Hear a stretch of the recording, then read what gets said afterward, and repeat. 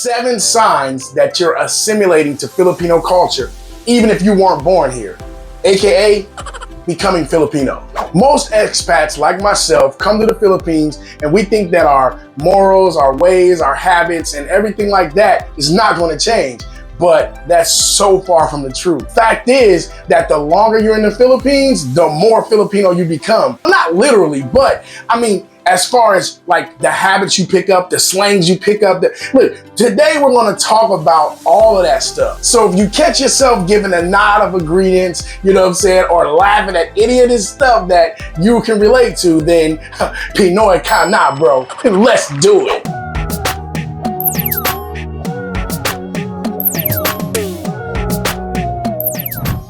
Number 1, if you're in the Philippines long enough, after a while, you cannot eat meat without rice. Straight up. Like, meat don't even taste right without rice. When I first came here, like, she would always be like, you want rice? You know, that's what Filipinos always say when it's time to eat. You want rice? I'm like, no.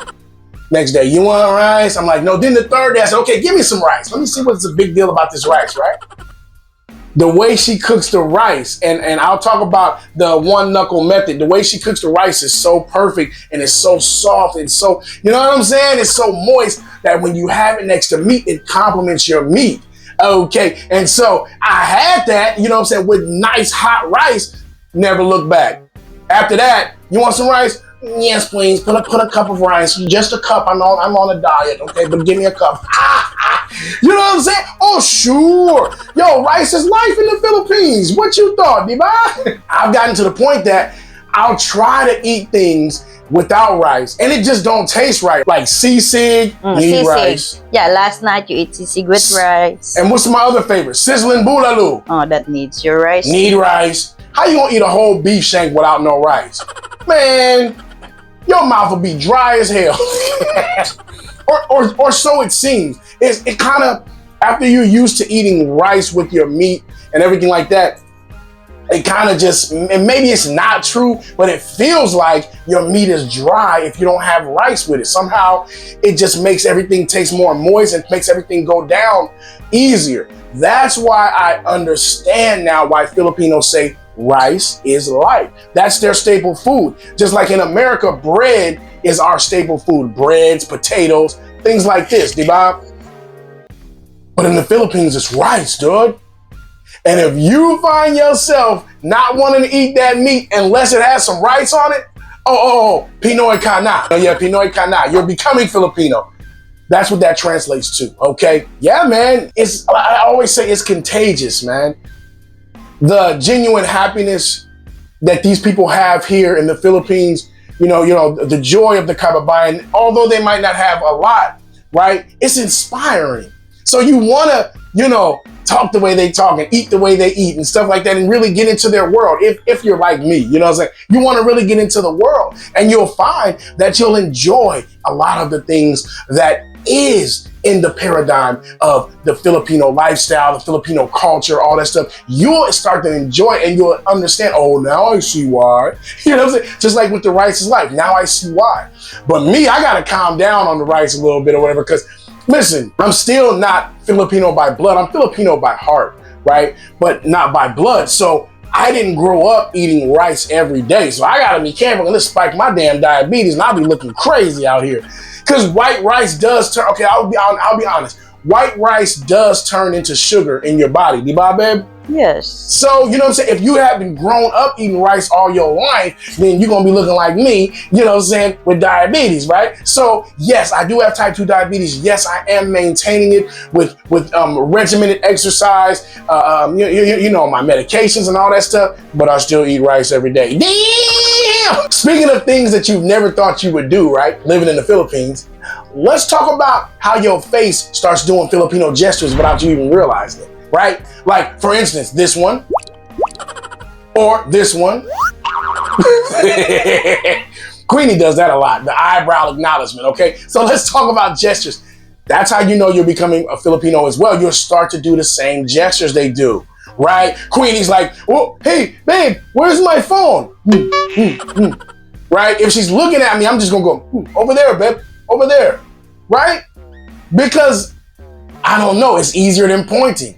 You know, why raise your arm all the way up to point over there when you can just go? And if she's watching you, if she's paying attention, she knows what direction you're talking about, right? That's a Filipino gesture. In Filipino culture, they'll like that because they don't really like to point at people. Why? I've told you on other videos, in the Philippines, it's considered rude to point. Or basically, it's kind of like you're calling the person out or something, like you want to fight. Seriously, you know what I'm saying? When you see somebody about to fight, then you'll see a Filipino point at somebody like, no, like that. Oh, it's time to fight then, right? But if you're trying to make somebody notice something in this direction or notice something in that direction, you're not going to point in the Philippines. You're going to do this, right? People may think it looks crazy, but that's the norm of nonverbal communication here, right? Or the eyebrow. The eyebrow thing really got me, man, because Queenie used to always do that to me. I'll be asking her something like, Queen, are we still going to do that later today? She'll just do this. Like, dude, does that mean yes or no? And then she'll do it again. Even your mom noticed it. Right. My mom came down here and she said, Queenie, why you always do this? What is that? What does that mean? You know, my mom's from America. She don't know. And then Queenie just laughed for like 5 minutes before she even explained it to my mom. And I'm like, why are you laughing, Queen? You know you do that. She's like, but I guess when you bring up what people do, right? And they do it on a daily basis, they don't even realize they're doing it. When you bring it up, it kind of makes them laugh. You know what I'm saying? So after Queenie got done with her 5-minute laugh session, she explained to my mom, well, that's one of the ways that we acknowledge things or even say yes in the Philippines is the little you know what I'm saying? So if you do any of these gestures, yes, Pinoy ka na, you are becoming Filipino, okay? And if the gestures haven't convinced you, wait until you realize you've been eating with your bare hands and enjoying it, okay? Yeah, I'm talking about kamayan-style, okay? Or in Bisaya, we say kamayan-style, right? You got to put an E on the beginning of the S's. That's how we do it. It ain't stop, it's stop, okay? It ain't, how you say the other one? Straight. It ain't straight, it's straight. Queen, which way are we going? Which way are we going? It's straight, babe. You got to put the E on there, okay? So, kamayan-style is the Filipino style of eating with your hands, okay? And it's not just eating with your hands like an animal. There's a certain technique, okay, that you use when you eat with your hands. When you eat with your hands, usually there's probably a big platter of rice, of course. As I just said, rice is life, okay? So you put the rice on your plate first. That's the main thing that you're gonna put on your plate is the rice, okay? Then you probably only use a spoon to get like a little bit of the meat out of the other bowl that has the meat. Get a little meat, not a whole bunch. Just get what you need, right? You put it on your plate. You take you scoop up your rice, you put your meat on top, and then you kind of like smash it like into a little ball almost. It's not like a ball, but you smash it, right? To where it's not falling all over the freaking place. Look, I'm trying to show you the kamayan style, okay? So it's not falling all over the place. So you smash it, right? And then your meat is on top, and then your rice is here. Then this thumb right here, okay? This is why we're human beings. This is why God gave us opposable thumbs. Why? To do the kamayan style of eating. That's why he gave us opposable thumbs. No. But anyways, you take this thumb right here. See, your food is right here in a little bitty mountain, a personal little food mountain for yourself. And you take that thumb like that and you scoop it. You scoop it. You see that? Whoop, whoop. You scoop it into your mouth. And you got a whole mouthful of food with no mess. And people just scoop their food up. Whoop, whoop, like that. That's really a style here of eating. Now, I'm not going to say that people do that at restaurants or some restaurants, because if you go to Boy Sugba, they want you to do kamayan style, right? But they'll have boodle fight. Yeah, when you have a boodle fight, they want you to do kamayan style, right?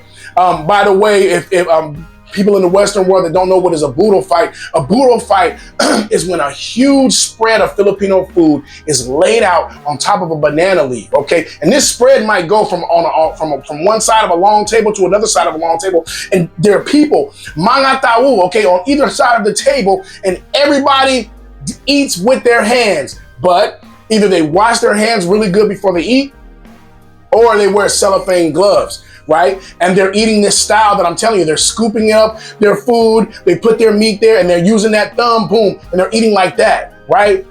Okay, It's like your champ pushing the food in, right? it pushes the food in your mouth. Yes, it's like your little lever. Damn, I'm sweating. It's hot as hell in the Philippines. Damn. Fun fact: the Filipino Budo fight was actually introduced by the Filipino Army in World War II as a quick way of feeding a lot of people at one time. They would have like maybe 10 or 20 Budo fights on long tables, and the soldiers would come in, wash their hands, and just boom, boom, boom, boom, eat. See, that's where the Budo fight came from. It was from the military. But then it got incorporated into the kamayan style of eating. You know what I'm saying? Just over the years. Okay.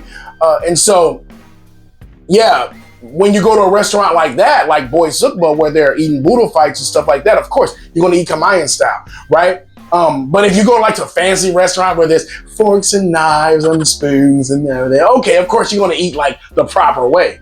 Or if you at your house and you just feel comfy, right? And you just want to eat something nice, you'll hit your kamayan style, right? I've seen her do it a few times, you know what I'm saying? And a lot of times when she's feeding my kids, she feeds them kamayan style. We go to a restaurant, the kids are just, and Queenie would just go up to the kid, just let them continue to play and just, here, eat. And the kid will just, and then go play some more. Then 10 minutes later, Marshawn, come here, eat. She's got another handful of kamayan style food. Here. And he just, then he's gone again. Am I right or wrong? That's how you guys do it. Kamayan style. And if you start eating this way, then Pinoy ka na, okay? You're going to keep hearing me say that. That's my reoccurring statement and reoccurring theme in this video. Pinoy ka na. You're becoming Filipino, dude, whether you like it or not. Because these things are coming into your life and you're doing it every day. And you really know you're blending into Filipino culture, okay? When you start using Filipino sound effects, right? What are Filipino sound effects? These are sounds that communicate certain things, certain feelings, right? And it's not even words at all. Prime example, okay? How do Filipino people discipline their kids? With one noise. It goes like this. You guys know that noise, right? The kid is going, the kid is going crazy, he's going crazy. The parent will do this. I noticed you used that was that last day, the other day? The other day when we were at the restaurant, right? And then I asked you why you used that.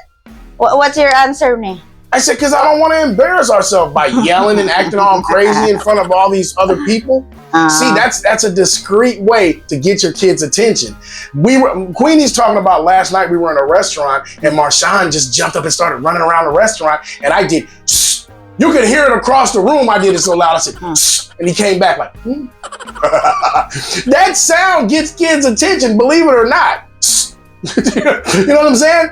And the kamayan are used to hearing people discipline their children with that sound, so it doesn't affect their conversation or anything. They just keep talking. Now, if I would have did it American style, hey, get over here, quit running, and all that stuff like that, people would have been just looking around like, they're loud. No, right? People would have just been looking like, you know what I'm saying? So you just like that. And everybody carries on their conversation, but the child who you're talking to knows you're talking to him and he stops doing whatever he's doing, right? Just practical things, man, that I another thing about noises, and this is a side note, dude, Filipino people, and this is how you know you're becoming Filipino, this is a side note, okay? No matter how much noise, how many dogs are barking, how many sirens you hear, motorcycles, everything like that, if you're outside having a conversation and all of that's going on, it don't even affect your conversation at all. That's how you know you're becoming Filipino. If you still talking, vroom, vroom, woo, woo, woo. Yeah, so anyway, the other day, I went to the store. Now, what did you do yesterday? Woo, woo, woo. Yeah. Oh, yeah, man, I was just hanging out, man. They're not hearing none of this stuff behind them. Okay, when I first came to the Philippines, I'm like, do you hear all this noise? How you still keeping your conversation going? The kamayan are used to it, right? And if you notice yourself being able to do that too, Pinoy ka na, brother, Pinoy ka na. All right, so let's go from sound effects to celebrations, right? Because nothing says a Filipino celebration like what? Karaoke. That's right. And when you first come to the Philippines, if you're coming from the Western world where we're more like closed in, we're more self-conscious about, singing in front of everybody, especially if you can't sing, you're going to have to get used to this because every Filipino sings. Whoa. Let's say 97.7777.97% of Philippines sing. That makes sense? Most of y'all sing, okay? Because it's just a way of life here. Music is just ingrained right in the kamayan spirit, culture.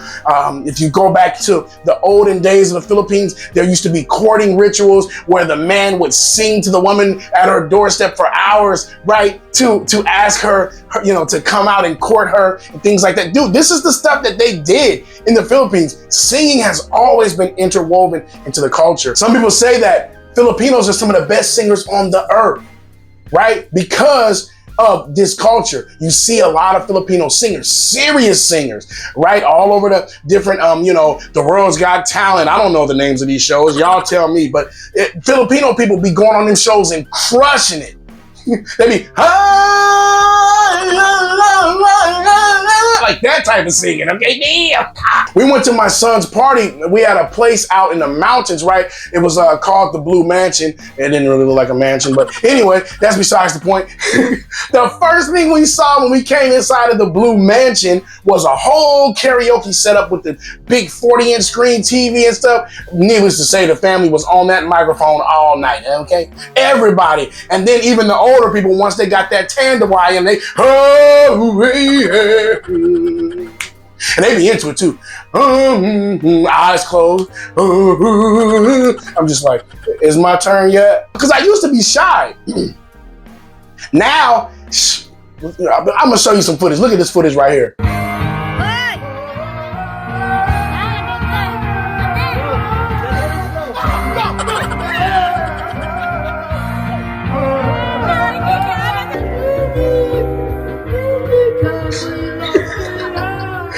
Now, I'm singing karaoke in that footage. Do I look shy? Heck no. I love it, man. Because now I understand. I understand that singing can bring down your stress level. I understand that singing can just get things out of you, right? That have been bottled up all week. And you get with your friends, you pull out that cold San Miguel beer, okay, and you pull that microphone out and you leave your problems right there on that mic. If you do that, then what, Queenie? You're Pinoy ka na. Pinoy ka na! And if you are becoming Filipino, okay, there's something when it comes to Filipino cooking that you have mastered by now. Okay, There's and one that is ancient technique. what'd you say? One ancient technique. An ancient technique of measuring your rice called the knuckle technique. I'm not flicking you guys off. Don't think I'm flicking you off. But it's this right here. From here to here. You put that in there. You put your water up to that point right there. Your rice gonna be perfect every time. Okay, whether it's a rice cooker, a pot. If you haven't tried the knuckle measurement technique, the Filipino style of measuring water for rice, you gotta try it, man. And once you get used to that, Pinoy ka na, brother, you are becoming Filipino, straight up. Time to close it out, right? And this time we're gonna close it out with a quiet gesture in Filipino culture that actually speaks volumes about the mindset of the Filipinos. Filipino people never like to take the last piece of food. Oh my God, I never even knew this until I came to the Philippines. In America, we fighting over the last piece of food. Give me that, that's mine. Give it to me. You know what I mean? That's how we grow up, bro. Not in the Philippines. In the Philippines, it's somehow considered rude to take the last piece, right? Or at least to take the last piece of food without asking, do you want that? Whatever, whatnot. When I first came here, I just eat everything. Gobble, gobble, gobble, gobble, gobble, gobble, gobble. But the more I came accustomed to the Filipino way, when we're eating, I noticed people don't like to take the last piece, or they'll make sure that nobody else wants a piece or whatever like that before they get a piece, okay? To the point that now, every time my girl gives me some food or whatever, she'll say, okay, take some of this corned beef. I'll take some of the corned beef. I'll take a whole lot of it, but then I'll leave about that much. Nga naman. And she's like, why did you leave that? I'm like, just in case you want some. She's like, dude, what? That's not even enough for me to eat. But So you're shy? I'm shy to eat the whole thing. But I eat most of the whole thing, but I leave a little bit of the whole thing for you so you can get some too. Damn! That's my American style of doing that.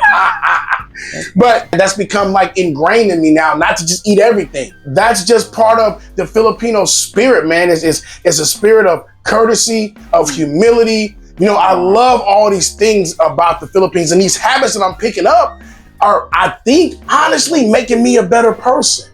So I hope this was helpful to some of the expats that are thinking about moving to the Philippines and stuff like that. These are things you're going to pick up, and you know you're becoming Pinoy if you're doing these things, guys. That's what I got to say on it. Y'all know what to do. Hit that like and hit that subscribe. But not only that, hit that notification bell so you can get all of our awesome content about the land of the Kababayan, the Philippines. Love you guys. Peace.